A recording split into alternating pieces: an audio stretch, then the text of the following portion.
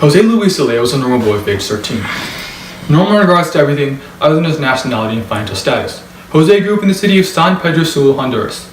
During that time, San Pedro Sula was the murder capital of the world.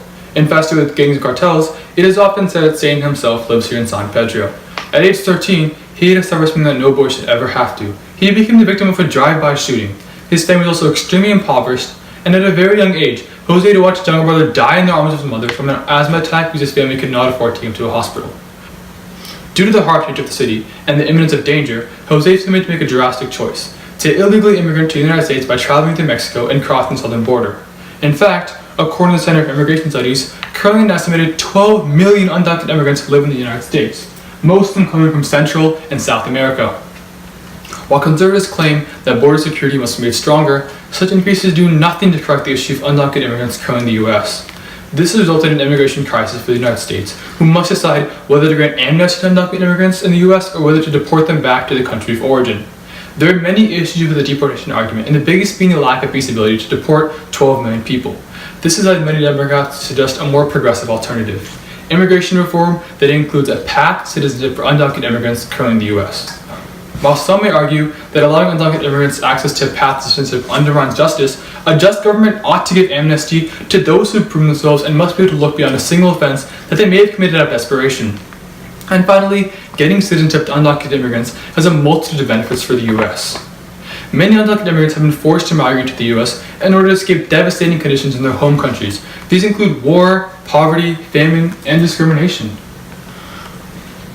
It can be argued that the most core tenets of American identity would support the integration of these undocumented immigrants into society because many of them could be considered asylum seekers due to the conditions they are forced to escape from.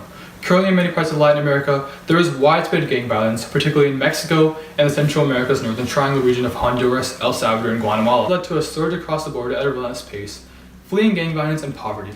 Many opponents of amnesty argue that giving pardons to undocumented immigrants would be considered immoral because it would be rewarding illegal behavior. This is simply superficial thinking because the greater morality would lie in sending these people back to the treacherous and oppressive homelands.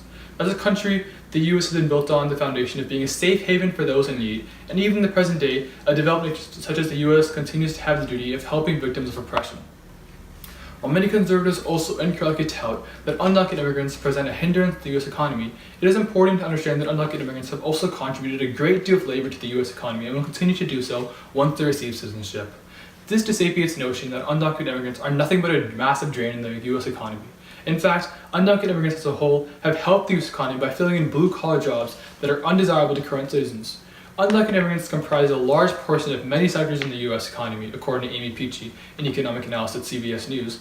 Undocumented immigrants are responsible for as much as 8 to 9% of the value added in agriculture, construction, leisure, hospitality, and additionally granting undocumented immigrant citizenship will allow them to pay the taxes, thus resulting in an economic boom for the U.S. by increasing gross domestic product by $1.5 trillion.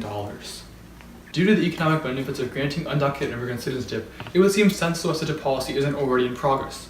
One must ask themselves whether it is acceptable to send people back to a land of terror and suffering because of one mistake they were forced to make in order to protect their livelihood. This could such an action be considered against American ideals of aiding the oppressed and be in total violation of the tenets of America was built on. This variety of benefits to both immigrants and the public alike exists both in an economic and moral standpoint. The moral and practical approach would not be building a 2,000-mile-long wall, but rather enacting a progressive immigration reform, so instead of waiting while Congress carelessly spends billions of dollars simply debating about policy, we as people should urge our representative senators that the nation does not need to seek to build a wall to divide fellow human beings, but instead needs to build bridges and ensure a vision of a more egalitarian America.